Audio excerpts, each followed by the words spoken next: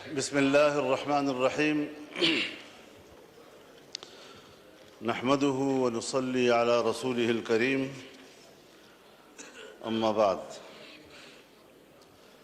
इंतहाई काबिल एहतराम जनाब सरदार अयाज सादिक साहब और आपकी वसातत से मुअज़्ज़ज़ अरकान ऐवान,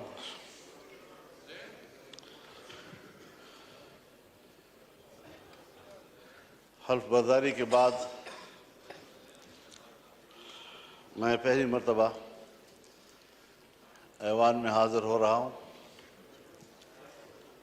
और ये भी इरादा है कि कुछ मौरूज़ात आपकी खिदमत में पेश कर सकूँ। मुझसे पहले जनाब असद कैसर साहब जो बात कर रहे थे, उनका जो मुतालबा था मेरे ख़्याल में उनका मुतालबा सही था और जलसा करना उनका हक़ है और मैं उनके इस मुतालबे की हिमायत करता हूँ।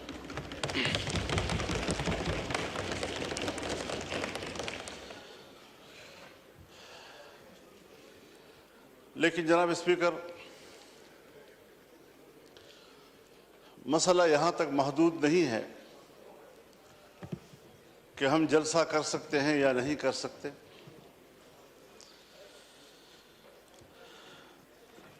इस बात पर संजीदगी से गौर किया जाए कि हमारा मुल्क आज कहाँ खड़ा है।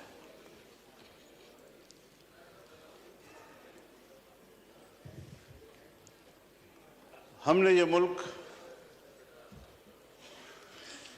जिस जमहूरी अंदाज के साथ बरसगीर के मुसलमानों की ताईद से हासिल किया, उनकी कुर्बानियों से हासिल किया, इस मुल्क के कायम होने में न ब्यूरोक्रेसी का कोई किरदार है और न ही एस्टेब्लिशमेंट का कोई किरदार। लेकिन इस बात को सोचा जाए कि आज अवाम कहाँ खड़े हैं और एस्टेब्लिशमेंट कहाँ खड़ी है। क्या वजह है कि मुसलसल ऐवान पर सवाल उठाया जा रहा है, हमारी अवामी नुमाइंदगी पर सवाल उठाए जा रहे हैं। क्या ये अवाम के नुमाइंदा पार्लियामेंट है या ये एस्टेब्लिशमेंट का तरतीब दिया हुआ पार्लियामेंट है? इससे कब निकलना है हमने, या मजीद धंसते चले जाना है? ये मुल्क जिसमें हुकूमत महल्लाती साजिशों की बुनियाद पर बनती थी और टूटती थी, ब्यूरोक्रेट्स फैसला करते थे आज वजीर आजम कौन है तो कल वजीर आजम कौन है। एक जमाने में मुल्क के एक सदर मुमलिकत ने अपने दौरे हुकूमत में 5 वजीर आजम तब्दील किए।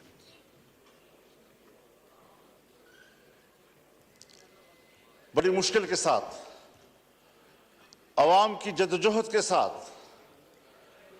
इस मुल्क में आम आदमी को वोट का हक मिला। पार्लिमानी तर्ज हुकूमत पर इत्तेफाक हुआ। इलेक्शन हो गए सन 1970 में, जिसे आज हम बतौर मिसाल पेश करते हैं। लेकिन इंतखाबात को बतौर मिसाल पेश करने के बाद क्या उसके नताइज पर भी हमारी नजर है, जिसके नतीजे में मुल्क दो लख्त हो गया, हम पारा पारा हो गए।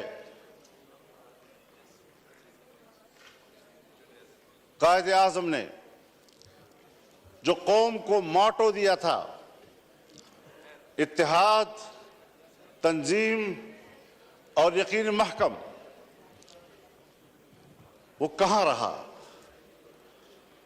कायद आज़म का पाकिस्तान कहाँ है आज? शायद तारीख उसके हक़ाइक़ से पर्दा उठाएगा। तारीख माफ नहीं करती किसी को। थोपा गया सियासतदानों पर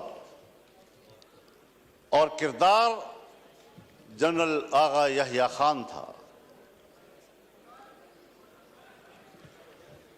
हुकूमत को चलने ही नहीं दिया गया। फिर माशाल्लाह, फिर हम कुछ संभले तो फिर माशाल्लाह सोचना यह है कि एस्टेब्लिशमेंट हमें जो नताइज मुरत्तब करके दे, जिनको यहां पर बैठने के लिए फहरिस्त में नाम शामिल करे, उस पर कब तक आप समझौते करते रहेंगे? कब तक हम ये सोचते रहेंगे, भीख मांगते रहेंगे उनके दरवाजों पर बैठकर? और जो इलेक्शन हुए हैं, हमें तो 2018 के इलेक्शन पर भी एतराज था, आपको भी एतराज था, पीपल्स पार्टी को भी एतराज था, मुस्लिम लीग नून को भी एतराज था, मेरे बुजुर्ग बैठे हैं उनको भी एतराज था। इस वक्त भी तो मैंडेट तकरीबन वही है, कुछ थोड़ा आगे पीछे।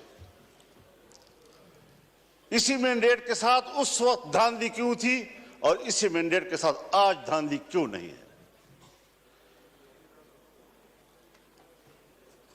हज़रत, मुझे शर्म आती है, शायद मैं कुछ अपनी गुफ्तगू में ऐसी बातें कहूं जो आप समझेंगे कि मैं तजावुज कर रहा हूं, लेकिन सियासी आदमी, उसे बात करनी होती है। सियासतदान मालूमात की बुनियाद पर बात करता है, पब्लिक में बात करे, पार्लियामेंट में बात करे। खुदा करे ये खबर गलत हो, लेकिन हमारी मालूमात ये हैं कि इस बार तो बाकायदा असेंबलियां बेची गई हैं और असेंबलियां खरीदी गई हैं। कौन इन असेंबलियों को और इन ऐवानों को अवाम का नुमाइंदा पार्लियामेंट कहेगा? किस तरह हमारा ज़मीर मुतमईन है यहां पर बैठने में?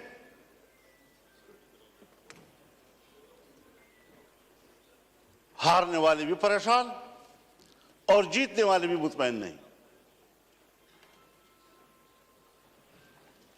इस कैफियत में हुकूमत में बैठी हुई जमातें, जो हमारे लिए मुहतरम भी हैं, हमारे हमसफर रहे हैं, हम उनके उन जद्दोजहद की कदर करते हैं, लेकिन उन्हीं की जमातों के अंदर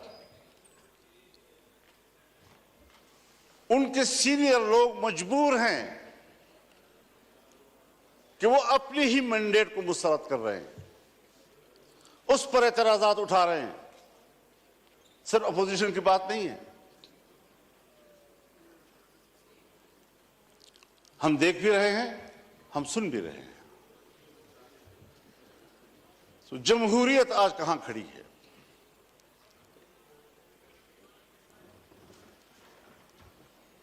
ये सिर्फ इसलिए हम यहां कमजोर बैठे हुए हैं कि हमने हर मरहले पर कंप्रोमाइज किया है।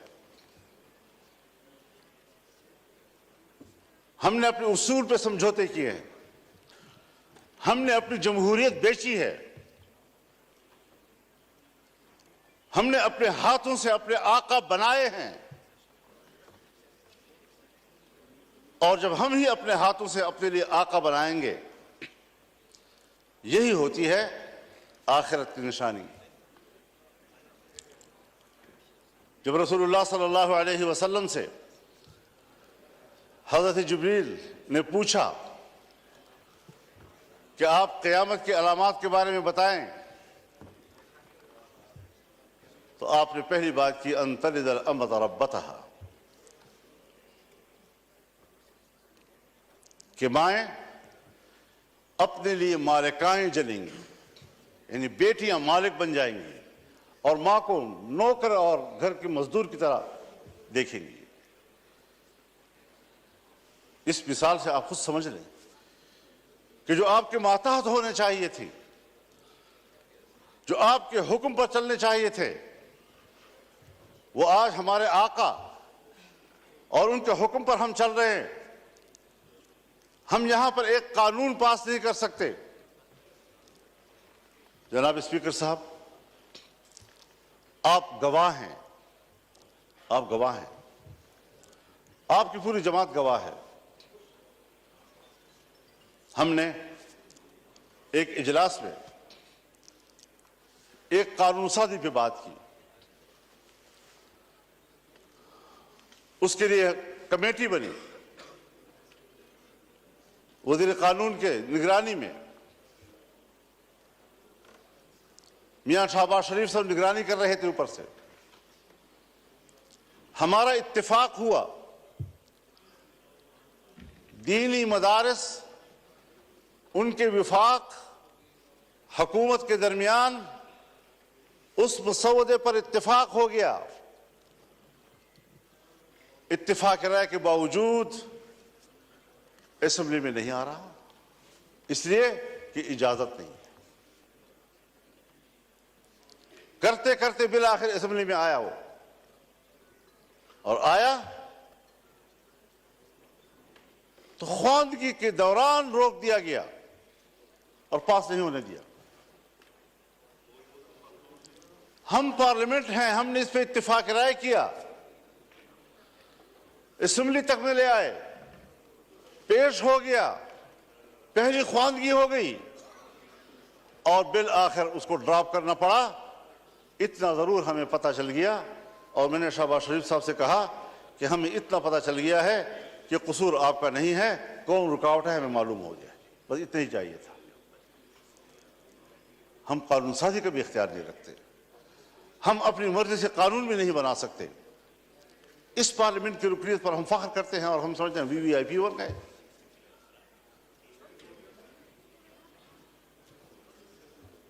आज जरा मुआवजा तो कीजिए जनाब स्पीकर, हिंदुस्तान और हम एक ही दिन में आजाद हुए। 15 अगस्त 1947 को सुबह 8 बजे दिल्ली में लॉर्ड माउंटबेटन ने इंडिया के गवर्नर जनरल का हल्फ उठाया और कराची में कायद आज़म मोहम्मद अली जिन्नाह ने हल्फ उठाया। एक ही दिन हम आजाद हुए। आज वो दुनिया की सुपर ताकत बनने के ख्वाब देख रहा है और हम दिवालियापन से बचने के लिए भीख मांग रहे हैं कि डिफॉल्ट न हो जाए हम लोग। ये किसके हाथों, कौन जिम्मेदार है उसका? घूमते फिरते फिर आएगी बात, सियासतदान जिम्मेदार है, हुकूमत नाकाम है। दीवार के पीछे जो कुव्वतें हमें कंट्रोल करती हैं, जिनके बागडोर हमारे उनके हाथ में हैं, फैसले तो वो करें और मुंह हमारा काला करें, अवाम हमें गालियां दे, जिम्मेदार हमें ठहराएं। ये कौन सी सियासत है? हम कहां इस मुल्क को ले आए हैं कि आज आपका एक एक बच्चा 25 करोड़ आबादी का, वो 2 और 3 लाख तक का मकरूज हो चुका है। खुश होते हैं IMF ने नया किस्त जारी कर दिया, नया किस्त 1 लाख 1.5 लाख का, करोड़ 1 अरब 1.5 अरब का होता है, लेकिन आपको कर्जे कितने देने हैं? अपनी पैदावार किधर है हमारी, अपनी सलाहियत किधर है हमारी? हमने मुल्क को जुमूद का शिकार बना दिया है और कौमें जब जमूद का शिकार होती हैं तो फिर वो गिरती हैं, वो तरक्की नहीं कर सकती। फिर जरा हिसाब लगाएं, जिस हिंदू को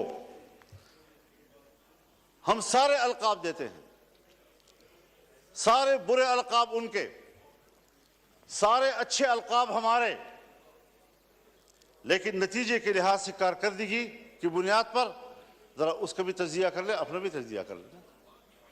घर में बैठे हुए हैं हम लोग, हम आपस में बात कर रहे हैं,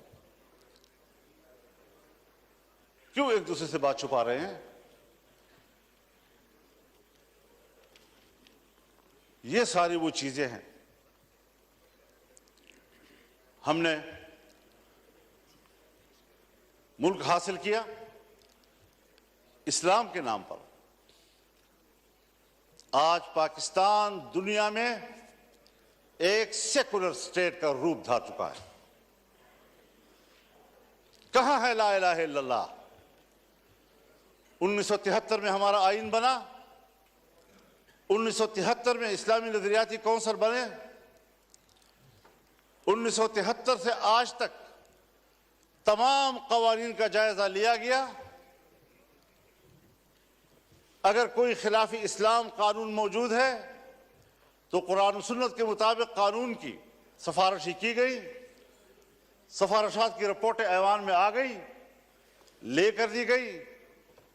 कोई आप एक निशानदेही बहैसियत स्पीकर कर सकते हैं कि सन 1973 से लेकर आज तक उस काउंसिल की सिफारिशात पर इस पार्लियामेंट ने एक कानूनसाजी भी की हो? एक। इसीलिए कि जिन लोगों को ऐवान में लाया जाता है, जिन लोगों से ऐवान भर दिए जाते हैं, उनको कुरान सुनने से कोई दिलचस्पी नहीं है, पाकिस्तान के नजरिए से कोई दिलचस्पी नहीं है।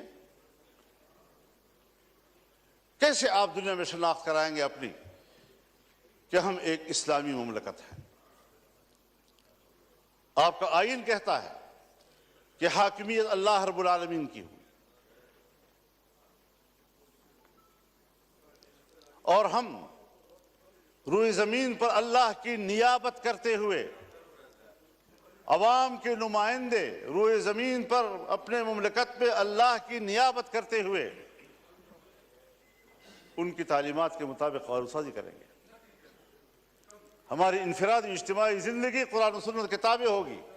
ये मैं नहीं कह रहा, मेरा आईन कहता है। ये मेरा आईन कहता है कि इस्लाम पाकिस्तान का मुमलकती मजहब होगा। ये मेरा आईन कहता है कि कानून साजी कुरान और सुन्नत के ताबे होगी। ये मेरा आईन कहता है कि कुरान और सुन्नत के मुनाफिक कोई कानून साजी नहीं होगी।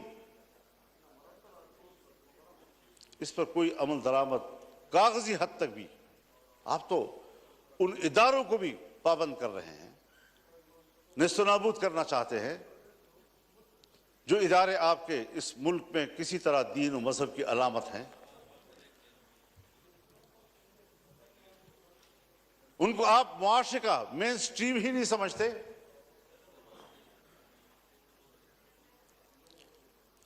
तो जिस नजरिए पर मुल्क कायम हुआ था 75 साल में, उसका भी जरा हिसाब लगा ले आप कहां खड़े हैं। और मुमकिन है बहुत से लोग समझे कि मजहब नहीं है तो कोई चीज नहीं, कोई मसला ही नहीं है। लेकिन बहुत से लोग हैं जो जमहूरियत की बात तो करते हैं,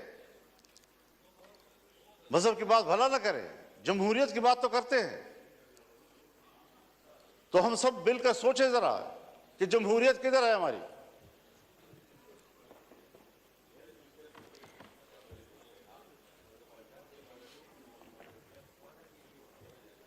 चौवन 55 से, सन 1954-55 से 58 तक नीम मार्शल लॉ, 58 से लेकर 71 तक मुकम्मल मार्शल लॉ, 77 से फिर मार्शल लॉ, 99 से फिर मार्शल लॉ, और हम कंप्रोमाइज करते रहे। यहां इसी ऐवान में हमने कानून साजी करना चाहिए। चीखते रहे हम लोग कि साहब ये जो कुछ आप कर रहे हैं कुरान और सुन्नत के खिलाफ है। किसी ने नहीं सुनी। तो जमहूरियत कहां है आपकी? इलेक्शन आपके ढोंग, असेंबलियों की कोई कदर कीमत नहीं। असेंबली में आने वाला अपने आप को मुआज़्ज़ज़ समझता है, अवाम का नुमाइंदा है। आपके कागजात में उसका जो प्रोटोकॉल है वो वीवीआईपी का है, उसके बरात होते हैं। लेकिन क्या हमारा ज़मीर भी मुतमईन है इस बात पर? वस्तफ्त नफ्सक, अपने ज़मीर से पूछ लो पहले, क्या वाकई हम मुतमईन हैं इन नताइज से? और जनाब अयासाद साहब, क्या वाकई आप लाहौर के नताइज से मुतमईन हैं? अल्लाह आपको मुतमईन रखे जी, अल्लाह आपको मुतमईन रखे। लेकिन हर चंद के है नहीं है।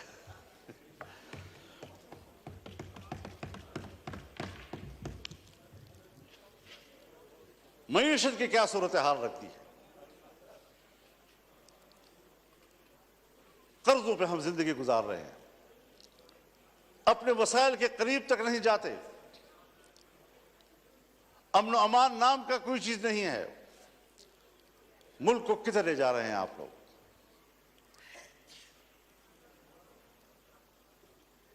आप आए जरा लाहौर से जरा सफर करें और आए जरा, मैं आपको दावत देना चाहूंगा डेरा इस्माइल खान में, टांक में, वजीरिस्तान में, लक्की मरवत में, बाजावड़ में।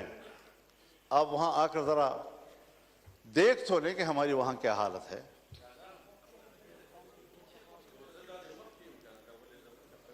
हमें तो इलेक्शन में निकलने नहीं दिया गया।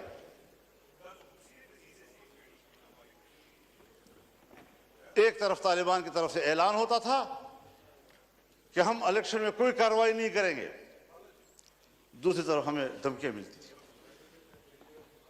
फिर इधर से हमें चिट्ठियां मिलती थी कि आप, थ्रेट लेटर आ जाते थे कि आप न जाएं। पब्लिक से राब्ता ही नहीं करने दे रहे थे।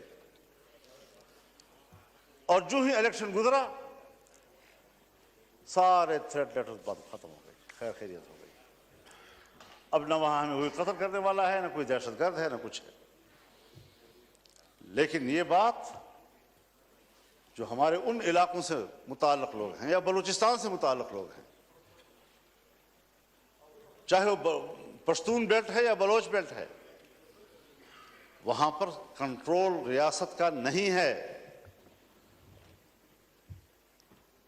और मैं बड़े अदब से कहूंगा, मुझे ये लफ्ज नहीं कहना चाहिए, लेकिन हकायक को सामने लाते हुए कहना पड़ रहा है कि पाकिस्तान इस वक्त एक गैर महफूज रियासत है। जब रियासत गैर महफूज होगी तो जिम्मेदार कौन होगा?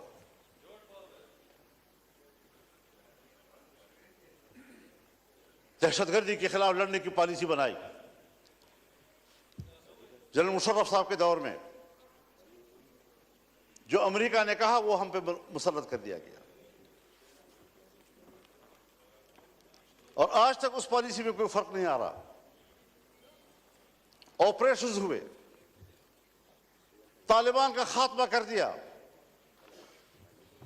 दहशतगर्द खत्म हो गए। आज उससे कई गुना ताकतवर बनकर कैसे आ गए?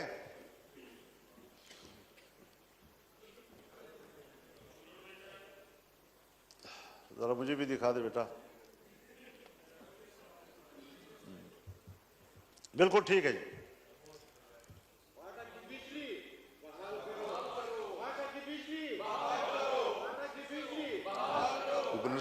जी मौलाना साहब, जी मौलाना साहब, बस वो बोल दीजिए हमारे।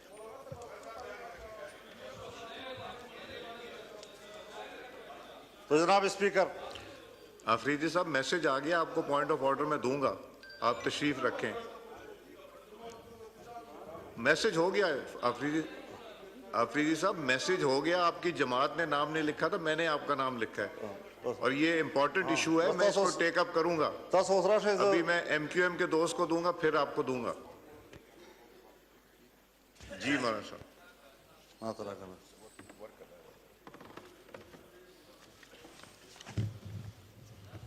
ये जो बात यहाँ की जा रही है जनाब स्पीकर, ये मेरे पॉइंट्स में लिखी हुई है और आज भी मौलाना मिसबाहुद्दीन साहब मेरे पास तशरीफ लाए, उससे पहले वफूद आए, हमें मिलते रहते हैं। यकीन जानिए उनकी ज़िंदगी जानवरों से भी बदतर गुजर रही है। न ज़िंदगी महफूज है, न उनको रोज़गार मिल रहा है, बिजली भी नहीं है। कैसे वो ज़िंदगी गुजार रहे हैं आप अंदाज़ा नहीं लगा सकते उनका। मेरे भी मौका देना चाहिए। जी मौलाना मिसबाहुद्दीन साहब को फिर आप मौका देंगे जी। तो सूरत हाल आज ये है कि अमन अमान किधर है आपका जी। मगरिब के बाद आपके थाने बंद हो जाते हैं, मगरिब के बाद पुलिस चौकियां बंद हो जाती हैं, आपकी सारी पुलिस महफूज पनाहगाहों में चली जाती है और मुसल्लह ग्रुप जो है वो कंट्रोल ले लेते हैं पूरे इलाके का। क्या इस पर कभी गौर हुआ है? बस इलेक्शन है, बस अपनी मर्जी का ऐवान बनाना है, अपनी मर्जी की असेंबली बनानी है। किस लिए अपनी मर्जी की बनाते हो? वोट तो उलमाए किराम फरमाते हैं शहादत है, कोई कहते हैं अमानत है, कोई कहते हैं बैअत है। तो यहां तो ना शहादत है, ना अमानत है, ना बैअत है। बैअत मेरे नाम पर करते हैं, बक्सा खुलता है तो किसी और के नाम पर बैअत निकल आती है। अमानत आपके हवाले करते हैं, बक्सा खुलता है तो उसमें अमानत नाम की कोई चीज, खयानत ही खयानत होता है। शहादत में सदाकत होती है, जब बक्सा खुलता है तो सदाकत का नाम निशान नहीं होता, शहादत मरी पड़ी होती है। इस सारी सूरत हाल में हमें जरा बताएं कहां हम खड़े हैं। बाजवा साहब फरमाया करते थे कि हमने बाढ़ लगा दिया है और अब कोई अफगानिस्तान न जा सकेगा न आ सकेगा। वो बाढ़ किधर है? उस बाढ़ पर जो अरबों रुपए खर्च हुए वो किधर हैं? कोई पूछ सकता है उनसे? और 30-40 हजार नौजवान यहां से कैसे गए उधर? 20 साल वहां लड़े, बाढ़ भी लग गया था, फिर वो उससे बढ़कर ताकतवर बनकर कैसे वापस आए? अफगानिस्तान से आप जरूर गिला करें कि हमने जिनको पकड़ा है, जिनको मारा है, उसमें अफगानी नेशनल भी हैं। बिल्कुल गिला करें आप उनसे कि उनकी सरजमीन से कैसे लोग इधर आए। उनसे कोताही हुई कि उन्होंने अपने सरहद पर उनको कंट्रोल नहीं किया। लेकिन आप भी तो सरहद पर बैठे हैं, आप क्यों नहीं रोक सके उनको? कैसे मुझ तक रसाई की और मुझ पर हमला कर दिया? कैसे आए और बाजौड़ में मैंने 80 लोगों की लाशें उठाई एक ही जलसे में? ये तल्ख वाकयात कोई हमें समझाए तो सही, क्या सियासत हो रही है? मेरे ख्याल में उसूल एक ही है, वही उसूल जो अमेरिका ने अपनाया है कि इस्लामी दुनिया में और कमजोर दुनिया में दहशतगर्दी और अस्करियत पैदा करो, और जहां पर कोई ऐसी अस्करियत पैदा होगी वहां पर अमेरिका को अपनी फौजें ले जाने का जवाब हासिल होगा। दहशतगर्दी उसकी जरूरत है। इस्लामी दुनिया पर अपनी गिरफ्त मजबूत करना, इस्लामी दुनिया में फौजें उतारना। आज तमाम अरब ममालिक के अंदर अमेरिकी फौजें मौजूद हैं, कहीं पर 5000, कहीं पर 3000, कहीं पर 2000, कहीं पर 1000, कहीं पर 500। कोई भी मुल्क ऐसा नहीं है अरब दुनिया का कि जिसके अंदर उनके फौज मौजूद ना हो, जिनके समंदर में उनके बेड़े मौजूद ना हो। पूरी इस्लामी दुनिया को कंट्रोल कर रहा है। क्या मतलब? मैं तो अमन के लिए जा रहा हूं, इंसानी हुकूक के लिए जा रहा हूं। कौन से इंसानी हुकूक? वो इंसानी हुकूक जो ग्वांटानामो में हमें नजर आए, जहां तुमने मुसलमानों को बरहना करके बंद कोठरियों में फेंका, जिनके बर्फ के तोदों के ऊपर उनको लिटाकर उनके ऊपर बैठकर सिगरेट पीते रहे। आज भी बगराम और शबरगान के उकूबत खाने उनके खून से लथपथ हैं। गवाहियां दे रहे हैं कि यहां क्या मजालिम किए उन्होंने। उनके सामने कुरान करीम की तजलील की गई। कोई है जो इस पहलू पर भी बात कर सके? बस ये दहशतगर्द, ये दहशतगर्द, ये दहशतगर्द, और उसके मुकाबले में उससे बढ़कर दहशतगर्दी हो रही है और कोई उनको रोकने वाला नहीं है, ना उसको कोई बात करने वाला है। इराक में क्या किया गया? अबू ग़रैब जेल में क्या जिंदा इंसानों पर नंगा करके उन पर कुत्ते नहीं छोड़े गए और कुत्तों से उनके जिस्म को नहीं नोचा गया? ये हैं उनके इंसानी हुकूक। इस्लामी दुनिया को तोड़ना, मुल्कों को तकसीम करना और इंसानी हक की बुनियाद पर वहां जाना। आज फिलिस्तीन में क्या हो रहा है? अक्टूबर से लेकर अब अप्रैल खत्म हो रहा है, 40,000 से ज्यादा गजा और खान यूनिस के मुसलमान शहीद हो चुके हैं। ये बच्चे हैं, ये खवातीन हैं, ये बेगुनाह शहरी हैं, ये जंगजू नहीं हैं। जंगजू से मुकाबला करो, वो आपके साथ लड़ने के लिए तैयार। सबसे ज्यादा बच्चे जो इन दिनों में शहीद हुए हैं वो गजा के हैं। कोई मुसलमान है हुक्मरान जो उसके लिए कोई आवाज उठाए? और फिर अमेरिका और बरतानिया और यूरोप इंसानी हुकूक की बात करे, जिनके हाथों से इंसानियत का खून टपक रहा है। इंसानियत का खून टपक रहा है और इंसानी हुकूक के अलमबरदार। मैं किसके हाथ पे अपना लहू तलाश करूं? हर तरफ खून ही खून और हम उसमें जिंदगी गुजार रहे हैं। और अगर मुल्क के अवाम या अवाम के नुमाइंदे कोई किरदार अदा कर सकते हैं तो उसके इलेक्शन का यह हशर कर दिया जाता है जो हम देख रहे हैं। तो जरा इस हवाले से हमें अपनी तारीख को भी देखना चाहिए, हमें आने वाला मुस्तकबिल ठीक कर लेना चाहिए। यह क़ियादत का मसला है, यह क़ियादत का मसला है। मैं तो आज भी कहता हूं और हमदर्दी की बुनियाद पर कहता हूं, जनाब मियां नवाज शरीफ साहब से भी और जनाब शहबाज शरीफ साहब से भी और अपने बरखुरदार बिलावल ज़रदारी साहब से भी कि अवाम के लोग हो, चलो इकट्ठे अवाम में जाते हैं, छोड़ो इस इक़्तिदार को, आए इधर बैठें और अगर वाकई लार्जर ग्रुप पीटीआई है दे दो उनको हुकूमत।